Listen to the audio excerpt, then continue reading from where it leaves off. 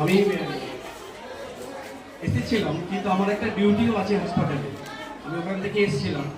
আর বিহান শিশু কল্যাণ সমিতি, আমি ওনাদের একটা অনুষ্ঠানে গিয়েওছিলাম।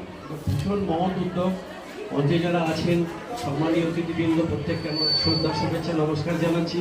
এখানে যারা জ্ঞানী গুণী মানুষজন রয়েছেন, মায়েরা রয়েছেন, বাচ্চারা রয়েছেন, উদ্যোক্তারা রয়েছেন, আমার অনেক প্রিয় মানুষরা রয়েছেন, সবার নাম বলছি না, প্রত্যেকে আমার অন্তরের অন্তঃস্থল থেকে শ্রদ্ধা শুভেচ্ছা নমস্কার প্রণাম।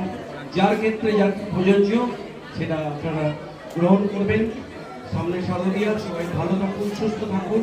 বৃষ্টি হচ্ছে, আমরা বৃষ্টির মধ্যেও আমরা সংগ্রাম করে বড় হয়েছি, তো আমরা বৃষ্টির মধ্যেও সব কিছু করতে পারবো। সবাই ভালো থাকুন, সবার সুস্থতা কামনা করছি, ওদের বাচ্চাদের সুস্থতা কামনা করছি, সকলে ভালো থাকুন।